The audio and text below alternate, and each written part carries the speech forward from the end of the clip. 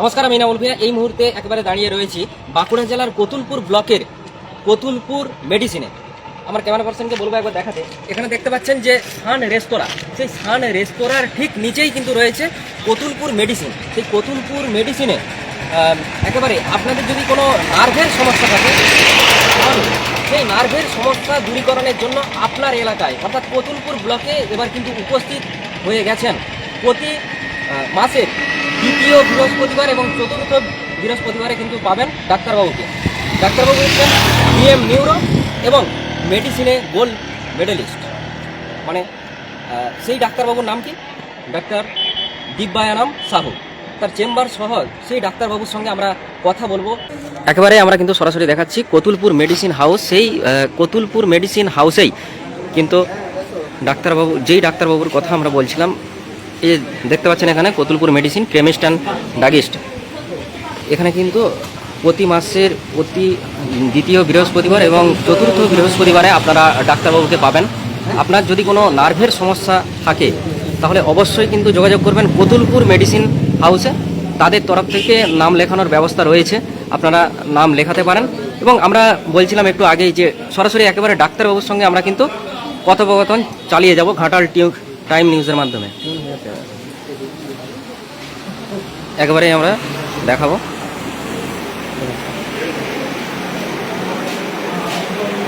দেখতে পাচ্ছেন এটা হচ্ছে রিসেপশন রয়েছে।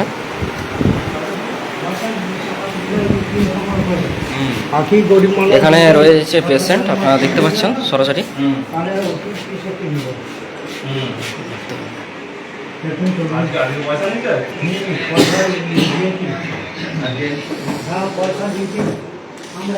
নমস্কার ডাক্তারবাবু।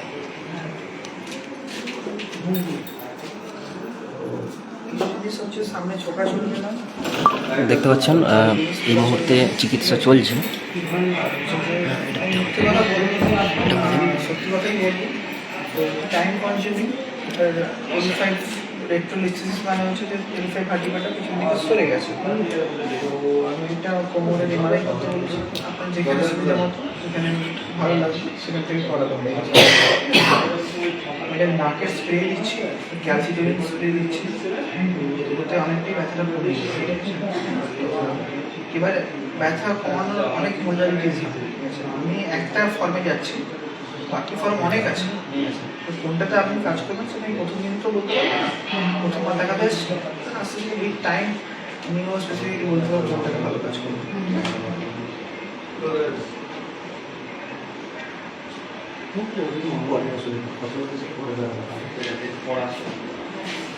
মানে ব্যথাটার জন্য আমার বেঁকে গেছে নাকি? ব্যথাটার জন্য বেঁকে যায়নি, এটি নষ্ট হয়ে গেছে বলে ব্যথা হচ্ছে। আচ্ছা, তো দেখতে বলতে পারেন, ঠিক আছে। 600 এমজিটা যদি এনাকে বলে দেবে না, 600 এমজি যদি প্রথমে না সহ্য করতে পারে 300 দুবার করে দেবেন, ঠিক আছে। তারপরে 600 দেবেন। আর আগের ওষুধগুলো টোটাল স্টপ করে দেবো? সব বন্ধ, সব কি 8 আয়ুর্বেদ ওষুধ খাচ্ছেন? হার্বাল মেডিসিন আমার কোন ডাক্তার দেখে নেই। আমি শুয়ে পড়লে উঠে দাঁড়াতে পারবো তো, এটাই বেশি। ওষুধ খান, শুরু করুন, এটা তো দেখাচ্ছি।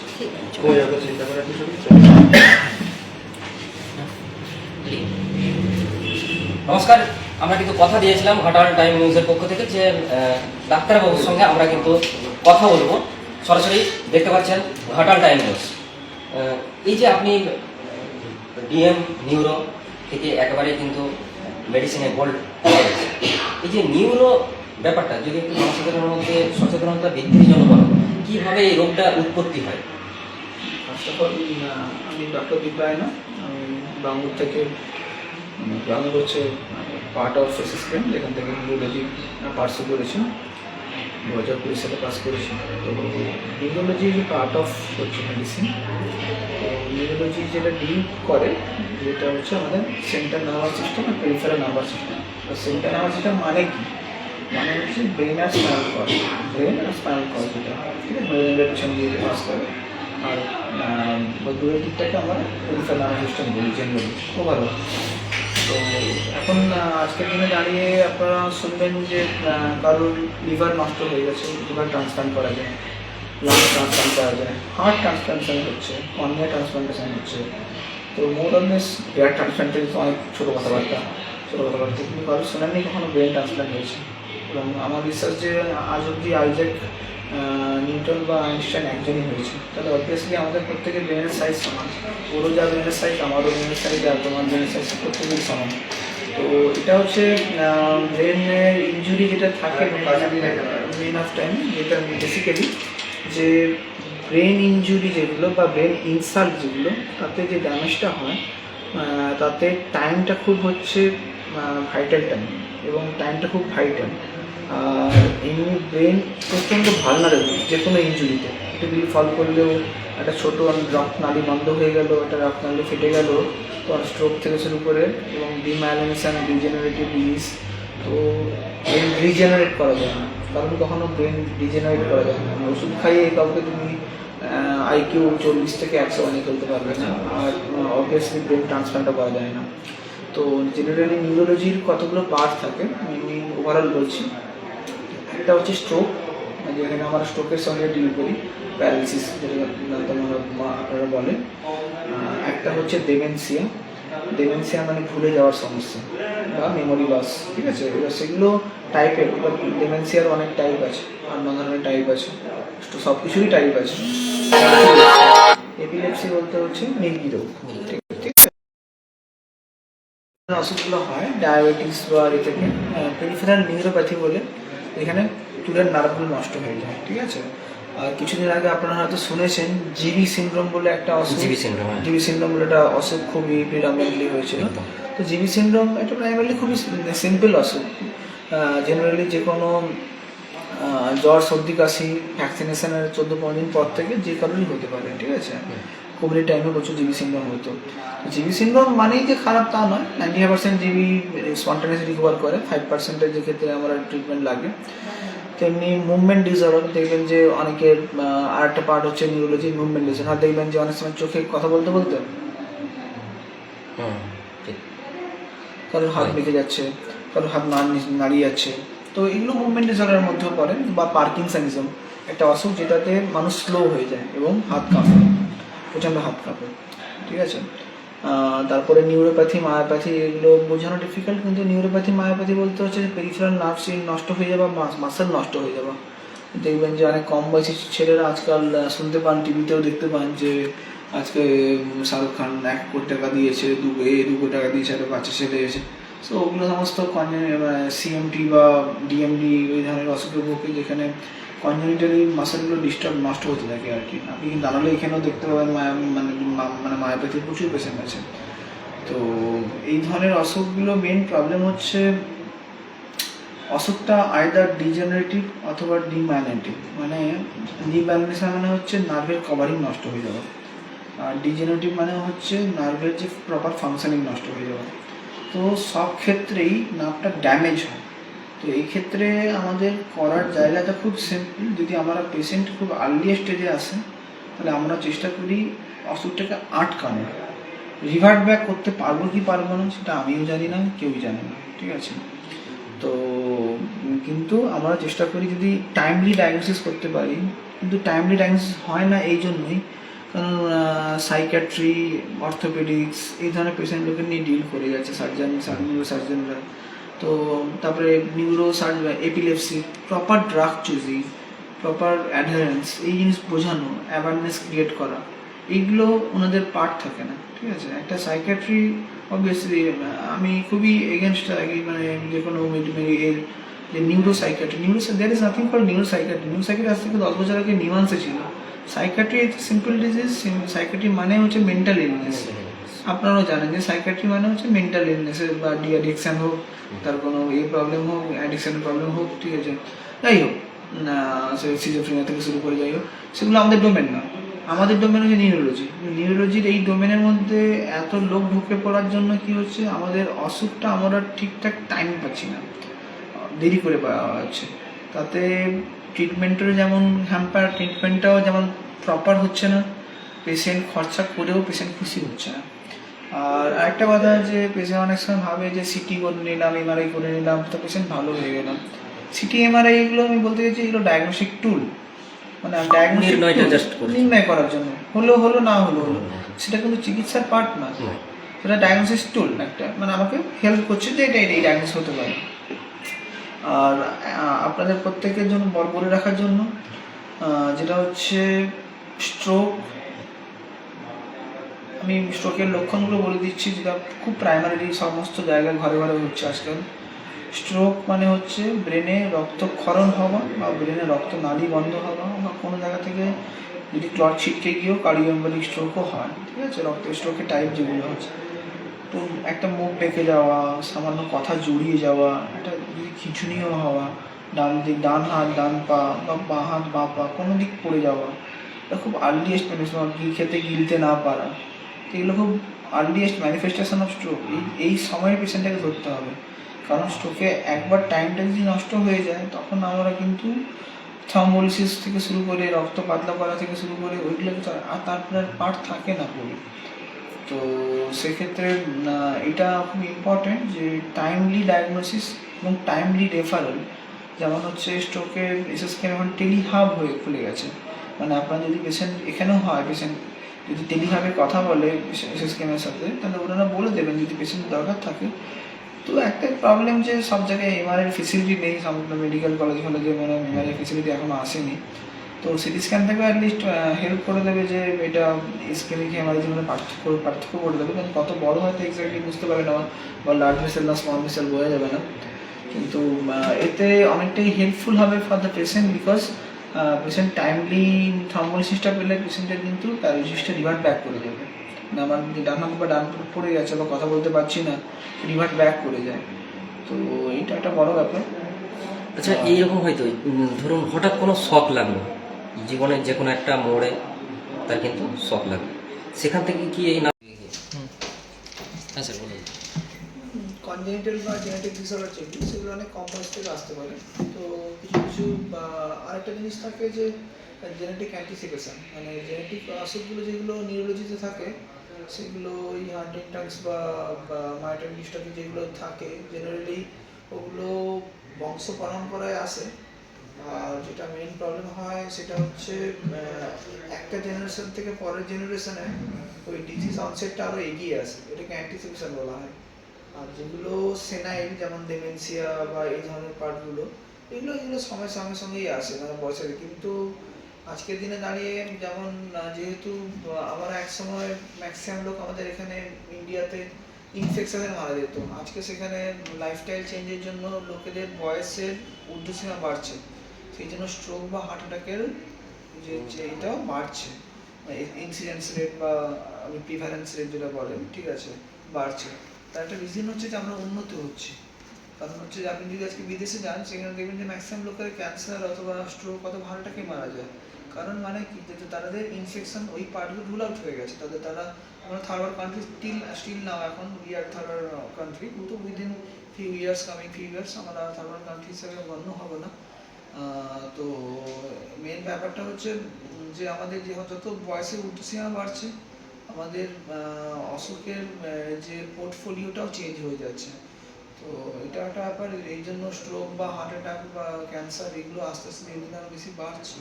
এটা হয়তো আগের দিনে দেখা যেত না।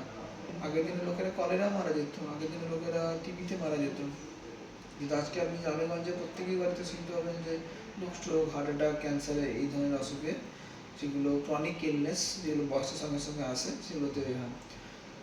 আর আর নিউরোলজির যে কোনো সমস্যা যে কোনো এজেই আসতে পারে, তেমন এই নয় যে এটা কোনো স্পেসিফিক এজ। তেমনি এপিলেপসির কিছু টাইপ আছে, সেই টাইপগুলো জেনারেলি কম বয়সে আসে, কিছু বয়সে পর চলে যায়।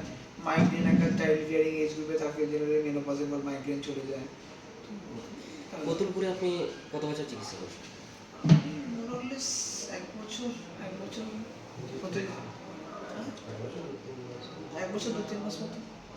এই যে এক বছর 2-3 মাস আপনি চিকিৎসা করছেন, এখানে যেটা স্নায়ুর যে সমস্যাগুলো, বেশিরভাগ সমস্যা কি ধরা পড়ছে? বেসিক্যালি এখানে প্রচুর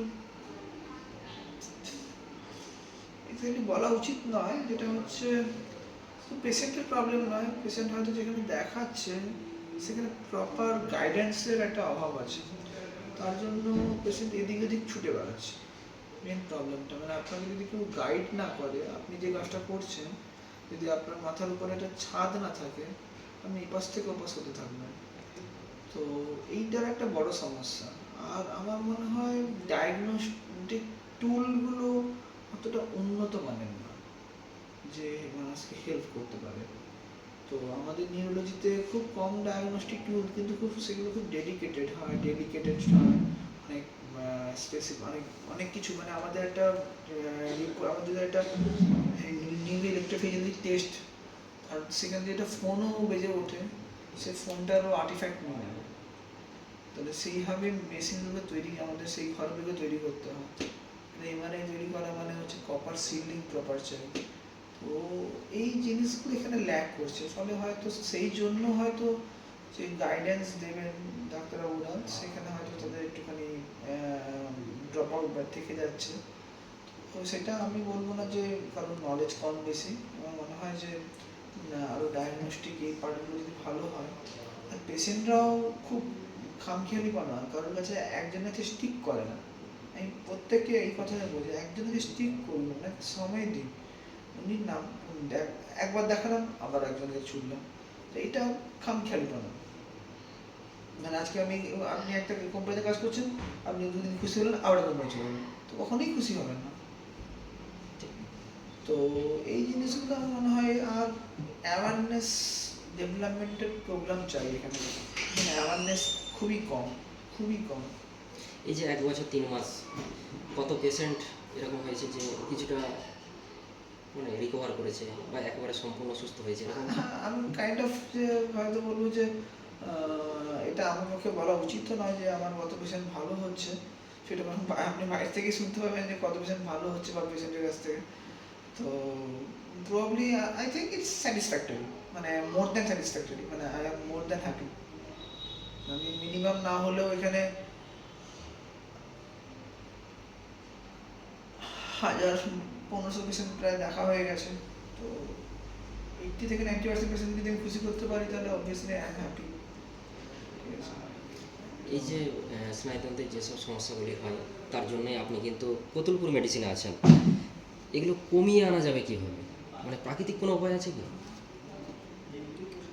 প্রাকৃতিক উপায় প্রথম যদি বলি যে স্ট্রোক ফার্স্ট যদি একদম মানে এটা বলি মানে প্রাইমোডিয়াল ইন্টারভেনশন, যে প্রিমিটিভ ইন্টারভেনশন, যে কোনো অসুখ তৈরি হওয়ার আগে মেরে ফেলা আর কি। ঠিক আছে।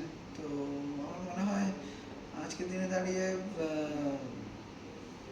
যেটা খুব ডিফিকাল্ট। ঠিক আছে। এই পলিউশন, এই সিগারেট স্মোকিং, এই হাই লাইফস্টাইল, এই স্ট্রেস, রাতে না ঘুমানো, এত intelligence to phone and electronics gadgets, তারপরে হচ্ছে অ্যালকোহলিক বিভারেজ থেকে শুরু করে সব কিছু মিলিয়ে মিশে দিস আর বেসিক্যালি এই প্রভোকেশানগুলো বেসিক্যালি অসুখগুলোকে বাড়িয়ে চলেছে। যে শুধু স্ট্রোক বলে কথা নয়, হার্টের সমস্যা থেকে শুরু করে, কোলেস্ট্রল থেকে শুরু করে সব কিছুই, ডায়াবেটিস থেকে শুরু করে, হাইপারটেনশন থেকে শুরু করে সব কিছুই বাড়াচ্ছে।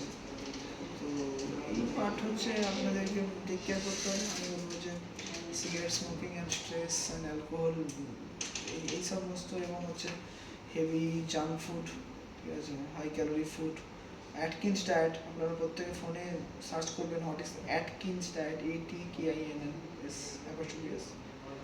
তো ডায়েটারি মডিফিকেশান, বেশি ফলমূল খাওয়া, যেগুলো ওমেগা 3, ওমেগা 6 ফ্যাটি অ্যাসিড, মানে পলি আনস্যাচুরেটেড ফ্যাটি অ্যাসিড না খাওয়া। ঠিক আছে।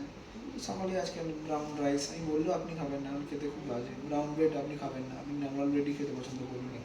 ঠিক আছে। তো সেই জিনিসপত্রগুলো আমরা চাইলে নিশ্চয়ই একটা সময় হবে। ঠিক আছে। আমাদের একসঙ্গে চলতে হবে, আমাদের একসঙ্গে করতে হবে, জগৎটাকে আরও ভালো করতে হবে। আপনি প্রত্যেকেই চাই আমার বাবা মা, তোমার বাবা মা প্রত্যেকেই 100 বছর বাঁচুক, 200 বছর বাঁচুক। তো আমি চাই, নয় ও চায়, প্রত্যেকে চায়। ঠিক আছে। তো বাড়ির লোকের জন্য প্রত্যেকেই চাই, তো তুমি বাড়ির লোকের জন্য প্রত্যেকে চাও, যখন পেশেন্টের জন্য আমরা চাই। ঠিক আছে। আমরা যখন পেশেন্ট বলে যে ভালো থাকুন, আমি তখন একটা কোশ্চেন বলি, আপনি ভালো থাকলেই ভালো থাকবো। তো এটা আমার খুব খুব প্রিয় ডায়ালগ, সেটা প্রিয় ইউজ করি যে আপনি ভালো থাকলে আমি ভালো থাকবো, আপনি হাসলে আমি হাসবো। আর হচ্ছে live healthy and have sound sleep, ঘুমনটা যেন খুব ভালো হয়, ঠিক আছে? ঘুম ছাড়া কিন্তু যে কোনো অসুখ বাড়তে থাকে। যদি প্রপারলি সাউন্ড স্লিপ না হয় তাহলে কিন্তু প্রেশারও কন্ট্রোলে আসবে না, সুগারও কন্ট্রোলে আসবে না, স্ট্রেসও কন্ট্রোলে আসবে না, হার্ট অ্যাটাক, স্ট্রোক সব বাড়তে থাকবে। আপনার নাম, পরিচয়? আমি ডক্টর দিব্যায়ন, বাড়ি মেদিনীপুরে। তো পাস করেছি হচ্ছে ডিএম নিউরোলজি, পাস করেছি হচ্ছে এসএসকেএম বাংলাদেশ।